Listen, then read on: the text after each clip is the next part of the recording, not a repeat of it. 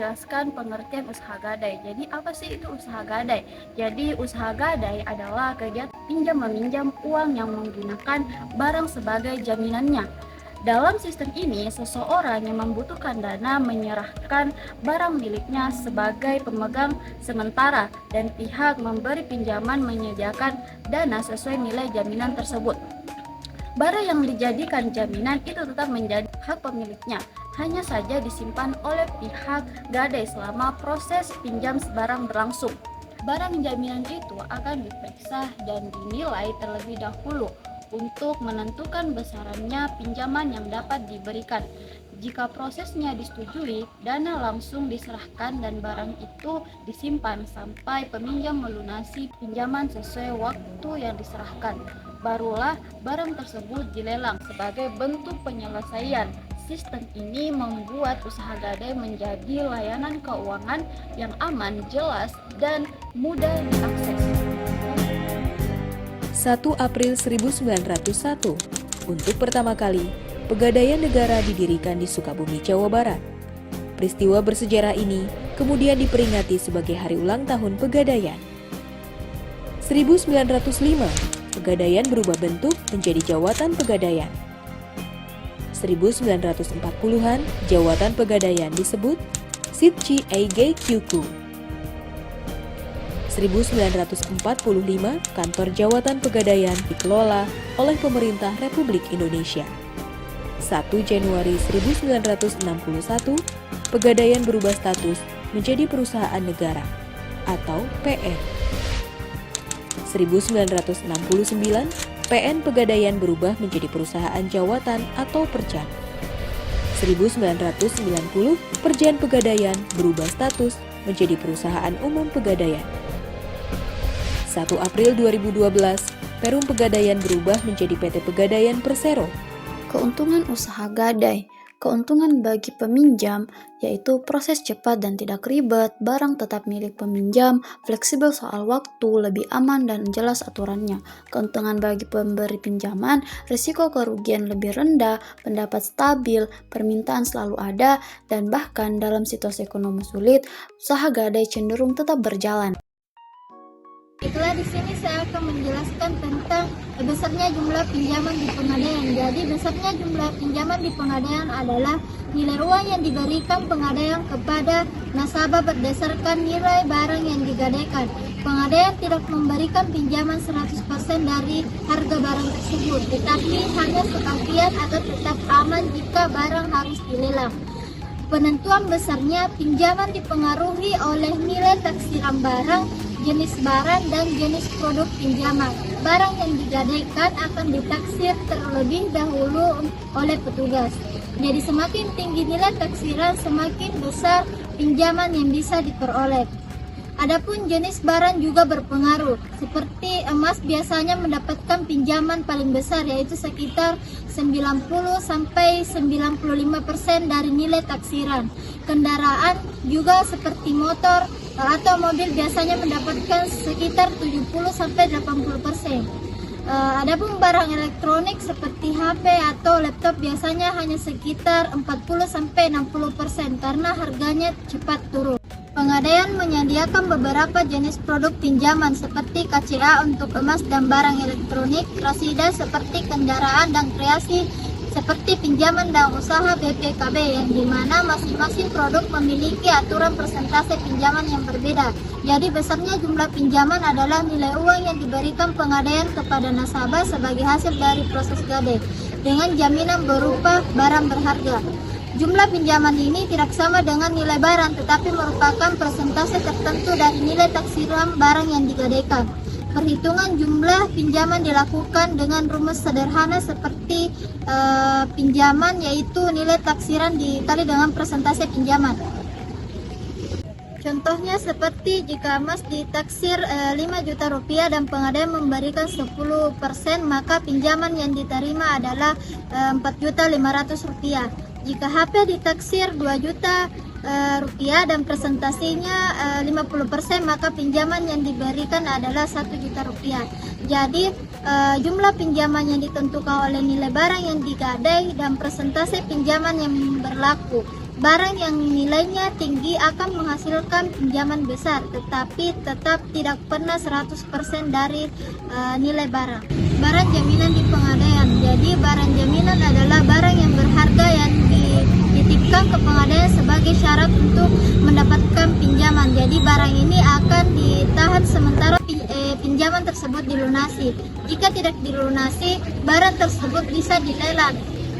Maka pengadaian menerima berbagai jenis barang jaminan, tetapi tidak semua barang bisa digadai, hanya barang yang memiliki nilai, mudah disimpan, dan mudah dijual kembali. Adapun jenis-jenis barang jaminan di pengadaian, yaitu yang pertama ada emas dan perhiasan, di mana jenis jaminan yang paling banyak dipakai karena nilainya stabil dan mudah dijual kembali. Contohnya cincin emas, gelang, dan kalung, serta emas batangan. Persentase pinjaman untuk emas biasanya tertinggi, yaitu 90-95% dari nilai taksiran. Yang kedua ada kendaraan bermotor berupa BKB motor dan mobil. Kendaraan tetap dipakai oleh pemilik, yang ditahan hanya BPKB-nya saja, tetapi pinjaman biasanya sekitar 70-80% dari nilai kendaraan tersebut. Yang ketiga ada barang elektronik, yang dimana barang elektronik diterima untuk jenis produk tertentu, misalnya KCA elektronik, contohnya HP, laptop, kamera, TV, dan PlayStation.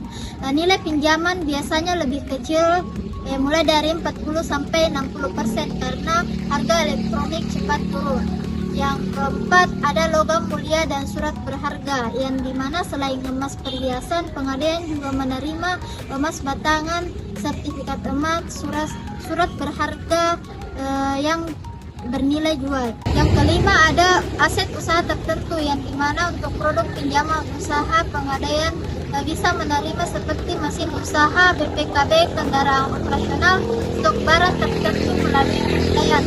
Barang yang biasanya tidak diterima yaitu ada barang yang cepat rusak, barang palsu atau diintimidasi, barang tanpa nilai pasar, produk fashion seperti sepatu, baju, tas non-branded, atau barang yang sulit disimpan atau terlalu besar.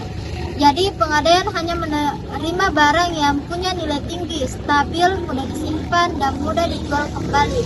Barang yang paling umum seperti emas, kendaraan, dan elektronik.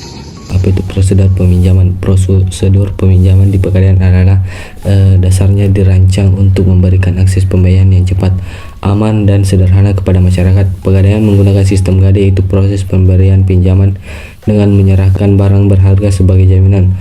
Prosedur ini diatur agar memastikan keamanan barang jaminan, akurasi penaksiran, serta kelancaran pengembalian pinjaman oleh nasabah. Berikut penjelasannya. Yang pertama itu kedatangan nasabah dan pengembalian nomor antrian.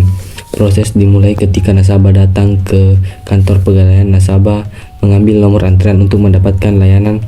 Tahap ini penting untuk memastikan layanan berjalan teratur dan menghindari penumpukan di beberapa outlet modern atau pegadaian retail service. Yang kedua, verifikasi awal dan konsultasi kebutuhan.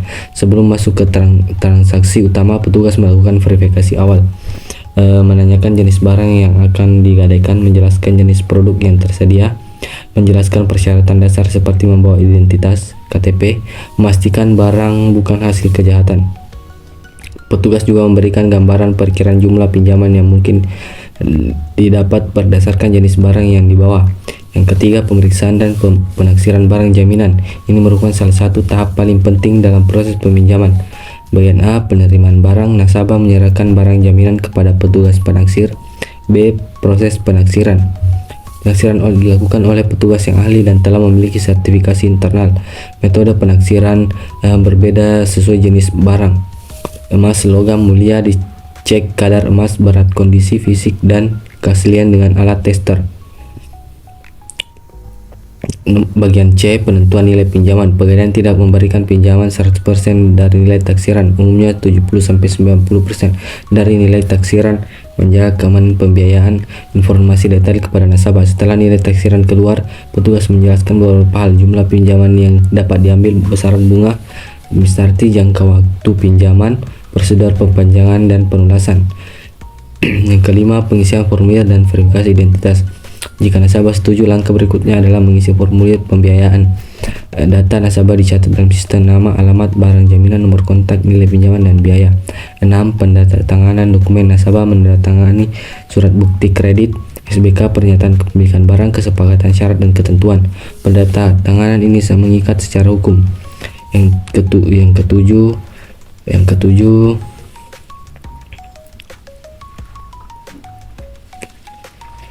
pencairan dana. Setelah SBK diterbitkan, dana pinjaman dicairkan. Metode pencairan uang tunai, transfer bank, saldo digital. 8. Penitipan dan penyimpanan barang jaminan. Barang jaminan disimpan di ruang penyimpanan pegadaian dengan tingkat keamanan tinggi. Ruang penyimpanan terpisah, CCTV 24 jam, petugas keamanan, sistem inventory internal untuk emas dan barang kecil lainnya, biasanya disimpan dalam berangkas. Selanjutnya saya akan menjelaskan tentang kegiatan usaha pegadaian lainnya. Selain memberikan pinjaman dengan jaminan barang gadai, pegadaian juga memiliki sejumlah kegiatan usaha lain untuk memenuhi kebutuhan masyarakat. Kegiatan ini menjadi layanan keuangan, investasi, dan jasa non-keuangan. Yang pertama itu pembiayaan non-gadai, kreasi, krasida, dan lainnya. Pegadaian menyediakan pembiayaan tanpa harus menyerahkan barang sebagai jaminan, tetapi menggunakan jaminan surat berharga atau legalitas usaha, misalnya kreasi kredit angsuran, sistem fidusia. Pembiayaan dengan jaminan BPKB kendaraan tanpa harus menyerahkan fisik kendaraan, cocok untuk pelaku usaha kecil. Krasida, kredit angsuran multiguna. Pembiayaan multiguna untuk berbagai kebutuhan seperti pendidikan, renovasi rumah atau modal usaha. KUR, kredit usaha rakyat. Pegadaian menjadi penyalur KUR untuk UMKM dengan bunga subsidi pemerintah. Yang kedua, pembiayaan syariah. Layanan pembiayaan berbasis prinsip ARUM, pembiayaan modal usaha dengan jaminan BPKB atau MAS. Gadai syariah, di mana biaya yang dikenakan adalah ujrah, biaya penitipan, bunga. 3. Jual beli emas atau produk investasi. Pegadaian bukan hanya tempat menggadaikan emas, tapi juga tempat berinvestasi. Tabungan emas, layanan menabung emas mulai dari pecahan kecil 0,01 gram dapat dicetak menjadi emas batangan.